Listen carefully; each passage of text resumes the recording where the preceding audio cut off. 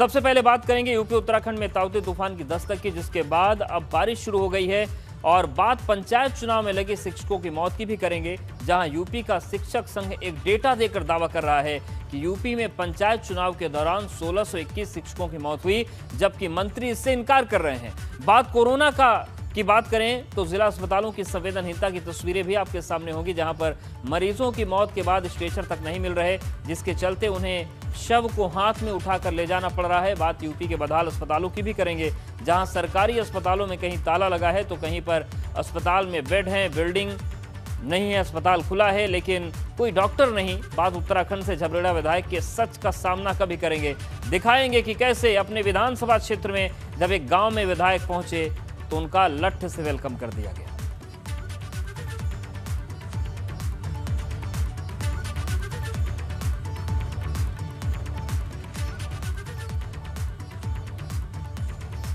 तो 5 बजे की 5 बड़ी खबरें आपके सामने हैं। ताउते का जो साइड इफेक्ट है वो दिख रहा है और शिक्षकों की मौत का मामला भी गर्मा गया है।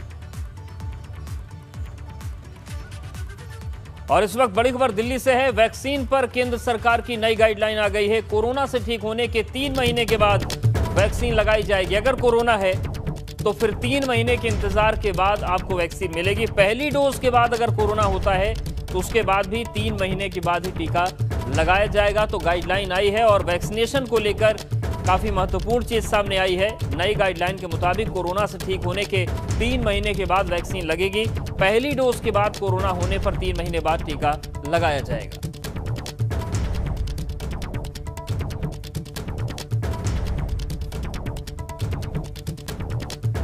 तो पहली डोज के बाद कोरोना होने पर 3 महीने बाद टीका लगेगा। वैक्सीन पर केंद्र सरकार की नई गाइडलाइन सामने आ गई हैं और कोरोना से ठीक होने के 3 महीने के बाद ही वैक्सीन लगाई जाएगी। और पहली डोज के बाद अगर कोरोना होता है फिर भी 3 महीने बाद टीका लगाया जाएगा। प्रफुल्ल श्रीवास्तव हमारे साथ जुड़ गए। प्रफुल्ल, जिस तरीके से नई गाइडलाइंस आई हैं, क्या क्या महत्वपूर्ण चीजें इसमें हैं?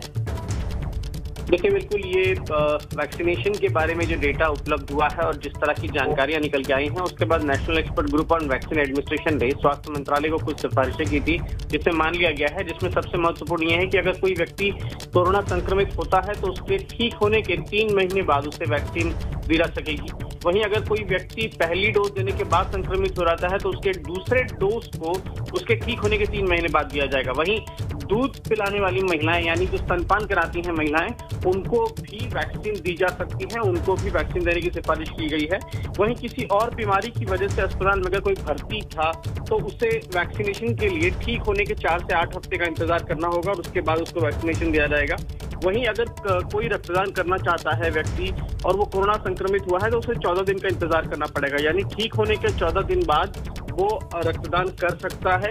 इसके अलावा कोरोना को जो टीकाकरण है उससे पहले रैपिड एंटीजन टेस्ट से ये देखना कि संक्रमित है या नहीं ये जरूरी नहीं है, यानी रैपिड एंटीजन टेस्ट नहीं कराना होगा और वैक्सीनेशन कराया जा सकता है। तो महत्वपूर्ण ये है कि जो लोग संक्रमित हुए हैं, जिसको लेकर ऊहापोह थी कि कब इनको वैक्सीनेशन दिया जा सकता है, उस पर स्थिति साफ कर दी है। कहीं जिनको पहली डोज मिली है और वो अगर संक्रमित हुए तो उन्हें दूसरी डोज कब मिलेगी, उस पर केंद्र सरकार ने स्थिति साफ कर दी है। और साथ ही साथ वो महिलाएं जो स्तनपान करा रही हैं उनके लिए भी क्लियर गाइडलाइंस है कि वो भी वैक्सीनेशन ले सकती हैं, वैक्सीनेशन में शामिल हो सकती हैं, टीका लगा सकती हैं।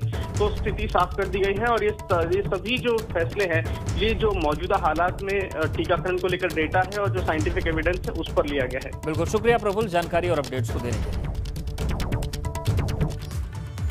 और कोरोना के साथ अब जो सबसे ज्यादा चिंता है वो है ब्लैक फंगस बीमारी की। उत्तर प्रदेश के कई जिलों में बीमारी बुरी तरह फैल चुकी है। अब अलीगढ़ में भी इस बीमारी ने अपनी दस्तक दे दी है।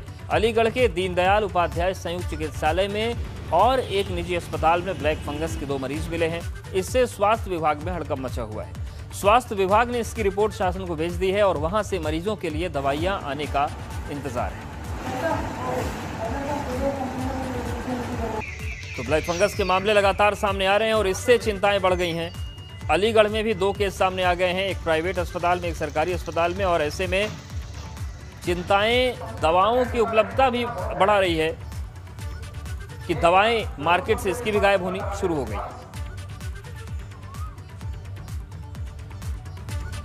और यूपी के बेसिक शिक्षा मंत्री डॉक्टर सतीश द्विवेदी ने बयान दिया है। उन्होंने कहा कि बेसिक शिक्षा के जो शिक्षकों की मौत के आंकड़े हैं वो गलत हैं। उन्होंने कहा कि 1621 शिक्षकों की मौत की बात पूरी तरीके से गलत है। प्रदेश में सिर्फ 3 शिक्षकों की चुनाव ड्यूटी के दौरान मौत हुई है, तो बेसिक शिक्षा मंत्री सतीश द्विवेदी ने कहा है। और जो शिक्षक संघ है उनका कहना है कि 1621 शिक्षकों की मौत हुई है। क्या कुछ कहा है बेसिक शिक्षा मंत्री ने, सुनवाते हैं। देखिए, हमने बहुत स्पष्ट रूप से बात कही थी। जो बात शिक्षक संगठनों के लोगों की ओर से या मीडिया में बात आई थी कि चुनाव ड्यूटी में किन शिक्षकों की डेथ हुई, तो चुनाव ड्यूटी में रहते हुए जो उसका गाइडलाइन है निर्वाचन आयोग का, हमने कहा था कि जिलाधिकारियों के द्वारा मंगाई गई रिपोर्ट के आधार पर वो संख्या 3 है। 3 शिक्षकों की चुनाव ड्यूटी के दौरान मृत्यु हुई है।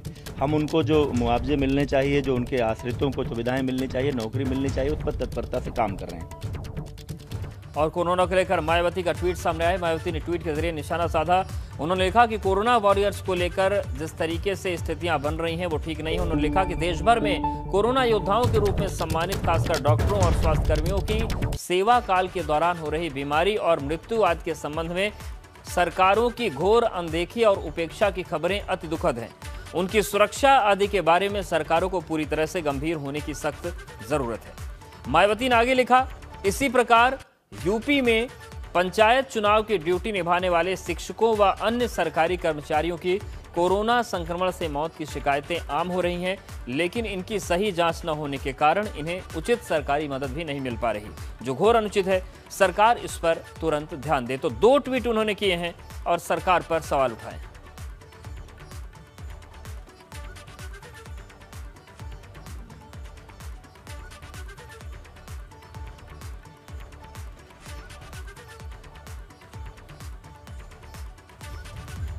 और बड़ी खबर लखनऊ से है, जहां पर लगातार बढ़ रहे ब्लैक फंगस के केस। किंग जॉर्ज चिकित्सा विश्वविद्यालय में अब तक 50 मरीज भर्ती हुए हैं। बीते 24 घंटे में 9 नए मरीजों को भर्ती किया गया है। 6 मरीजों की अब तक सर्जरी की जा चुकी है। ब्लैक फंगस संक्रमित 4 मरीजों की अब तक मौत हो गई है। तो ये मामला बहुत बड़ा हो गया है।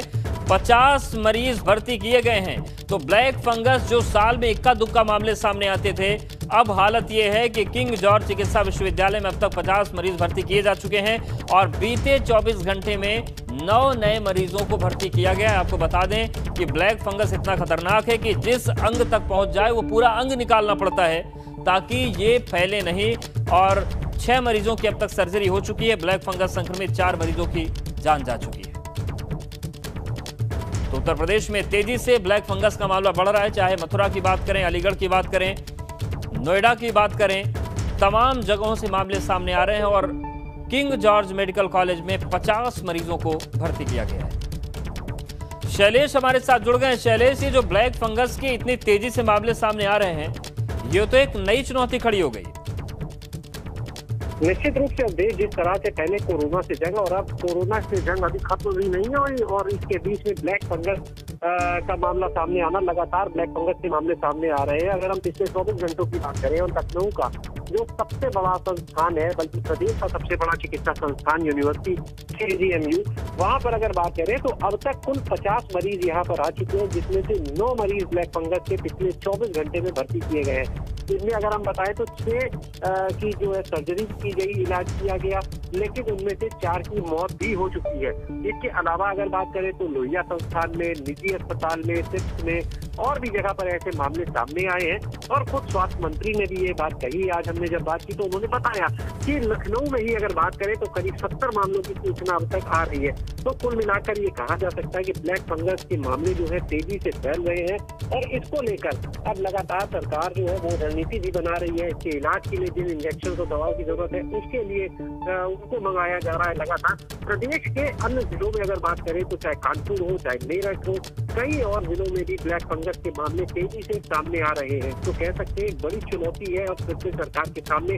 खास तौर से ये केस उनमें आ रहे हैं जो शुगर पेशेंट्स हैं, जिनको स्टेरॉइड्स दिया जा रहा है कोविड के इलाज के दौरान।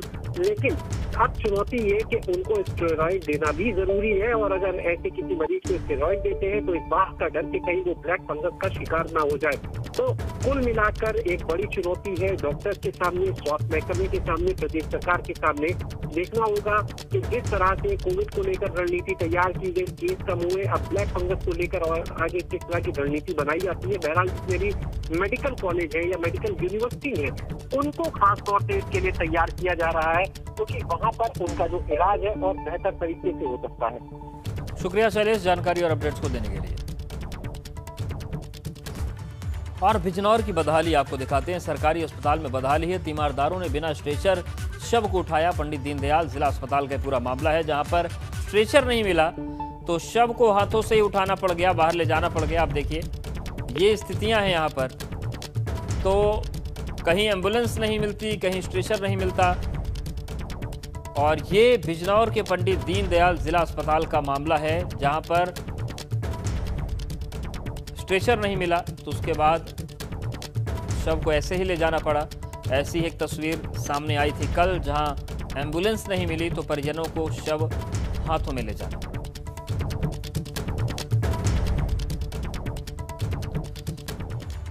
और अब बात फतेहपुर की, जहां पर महिला स्वास्थ्य कर्मियों के साथ अभद्रता करते हुए वीडियो सोशल मीडिया पर वायरल हो रहा है। वीडियो में स्वास्थ्य विभाग की टीम एक महिला के घर पहुंचकर महिला से टीका लगवाने की बात कर रही है और टीका लगवाने के फायदे की बात को समझा रही थी, जिसके बाद महिला उल्टा स्वास्थ्य कर्मियों के साथ अभद्रता कर रही थी।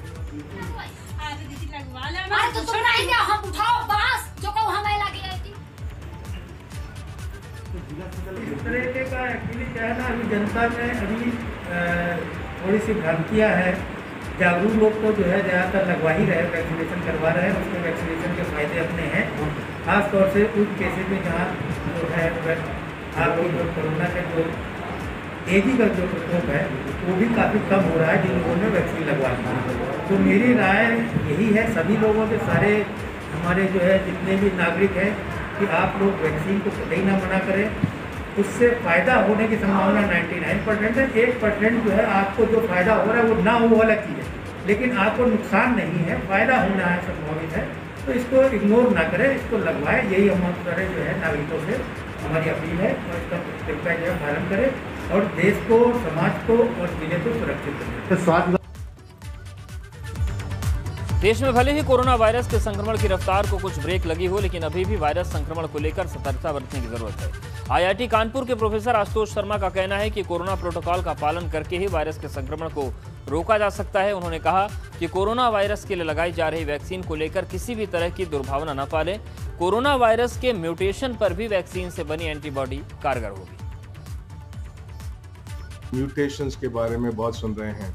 अगर म्यूटेशन ऐसा हो जो कि वैक्सीन द्वारा एंटीबॉडी बनाई गई या प्रीवियस इन्फेक्शन द्वारा एंटीबॉडी बनाई गई, वो पूरी तरह से बेकार हो जाएं इस वायरस के, ऐसा अभी नहीं है।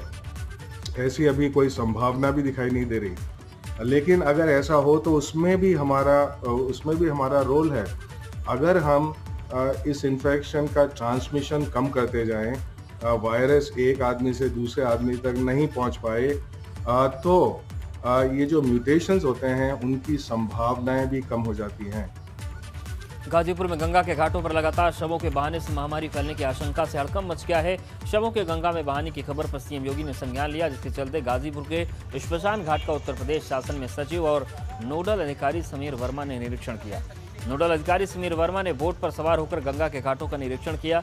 निरीक्षण के बाद समीर वर्मा ने बताया कुछ कमियां हैं जिसे दुरुस्त करने के लिए जिला प्रशासन जुटा हुआ है। हालांकि समीर वर्मा ने माना है कि कोरोना टेस्टिंग में कुछ कमी है और ज्यादा जांच कराने की जरूरत है।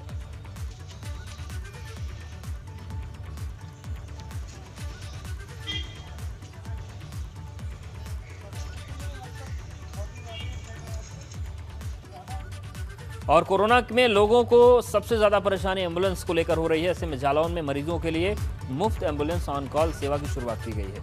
कोविड मरीजों से प्राइवेट एम्बुलेंस के ड्राइवर मुंहमांगी रकम मांग रहे हैं। ऐसे में भारत विकास परिषद और प्रभु आईए ट्रस्ट की ओर से कोविड मरीजों के लिए फ्री एम्बुलेंस सेवा की शुरुआत की गई है। इस सेवा के जरिए एम्बुलेंस मरीजों को घर से अस्पताल और अस्पताल से घर छोड़ने का काम कर रही है। कि भारत विकास परिषद और आइए प्रभु ट्रस्ट के माध्यम से ये हम लोग वैन चला रहे हैं, सेवा निःशुल्क सेवा वैन। इसमें जो कोरोना के पेशेंट हैं उनको निःशुल्क घर से अस्पताल तक, अस्पताल से घर तक पहुंचाने का काम हमारी सेवा वैन कर रही है। इसके लिए हम लोग कोई भी चार्ज नहीं लेते। ये हमारी वैन 24 घंटे सेवा में लोगों के काम कर रही है। कोरोना का कहर शहरी क्षेत्रों तक ही सीमित नहीं रहा है, बल्कि अब ये महामारी ग्रामीण इलाकों में पैर पसार चुकी है। संक्रमण से गांव में भी लोगों की जान जा रही है।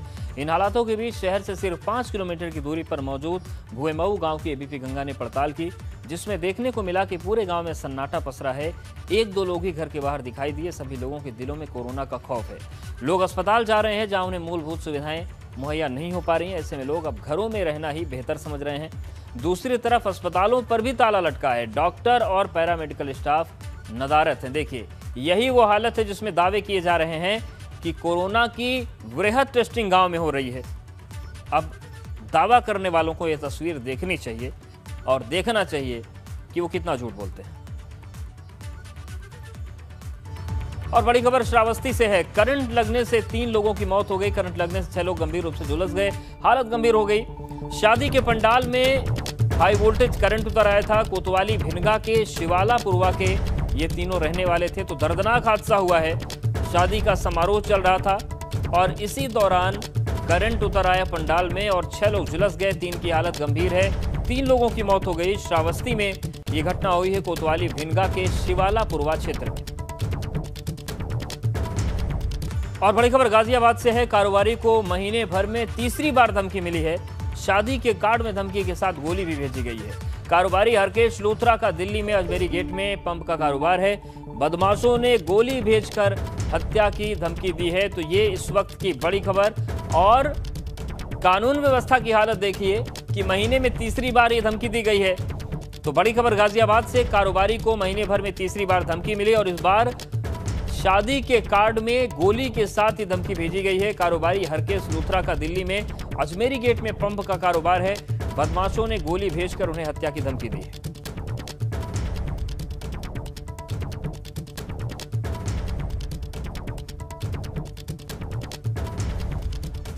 और फतेहपुर में पुलिसकर्मियों की वसूली का वीडियो वायरल हो रहा है। अंधेरे में पुलिसकर्मी मोहर्रम से लदे ओवरलोड ट्रकों से वसूली करते वीडियो में कैद हुए हैं। सोशल मीडिया पर वीडियो वायरल होने के बाद एसपी ने मामले में जांच बिठाई तो 5 पुलिसकर्मियों को सस्पेंड किया गया है। साथ ही क्षेत्रीय दरोगा को लाइन हाजिर करते हुए थानेबाद के ऊपर भी प्रारंभिक जांच बैठाई गई थानेदार के ऊपर। आपको बता दें कि जिले में 2 थाना क्षेत्रों में मोहर्रम लदे ट्रकों से वसूली का वीडियो वायरल हुआ था। हालांकि ये कहानी पुरानी है, लेकिन जब तस्वीरें सामने आती हैं तो कार्रवाई का केवल नाटक होता है। सस्पेंशन कितने दिन का होता है ये भी अपने आप में संज्ञान लेने वाली बात है। ये सस्पेंड होते हैं, फिर बहाल होते हैं और फिर पहुंच जाते हैं अपनी ड्यूटी पर वसूली के। तो पता सबको है, लेकिन सस्पेंशन और लाइन हाजिर की नौटंकी में ये वसूली चलती रहती है।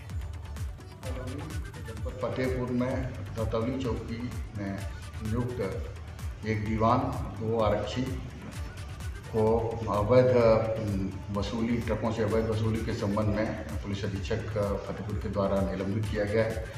चौकी प्रभारी के विरुद्ध कार्रवाई करते हुए उसे लाइन हाजिर कर दिया गया है और थाना प्रभारी के विरुद्ध प्रारंभिक जांच का आदेश दिया गया है। लखीमपुर खीरी में पुलिस कच्ची शराब के खिलाफ अभियान चला रही है, जिससे शराब माफिया में हड़कंप है। आज पुलिस ने कच्ची शराब बनाने वालों के खिलाफ चलाए अभियान के तहत 30 शराब माफिया को गिरफ्तार किया है।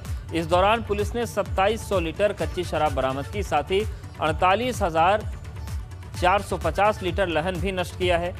कच्ची शराब की बड़ी खेप माफिया नदी के किनारे जमीन के नीचे छिपा कर रखते थे। इस दौरान पुलिस ने शराब बनाने वाली भट्टियों को भी नष्ट किया है। तो बड़ी कार्रवाई हुई है लखीमपुर खीरी में और कच्ची शराब बनाने वाले 30 लोग गिरफ्तार हुए हैं। पुलिस ने 2700 लीटर कच्ची शराब बरामद की है, भट्टियों को नष्ट किया गया है। 48,450 लीटर लहन भी नष्ट किया गया है।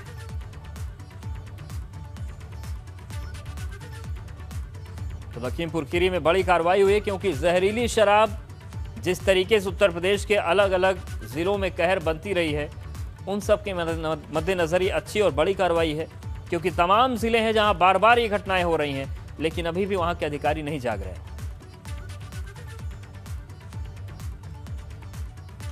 और बरेली की सुभाष नगर पुलिस को बड़ी कामयाबी मिली है। पुलिस ने लाखों लीटर जहरीली शराब बनाने के लिए ले जाई जा रही 24,000 लीटर फ्रेश माल्टा स्प्रिट का एक टैंकर सहित 7 तस्करों को गिरफ्तार किया है। ये टैंकर रामपुर डिस्टिलरी से चला था और हैदराबाद जाना था।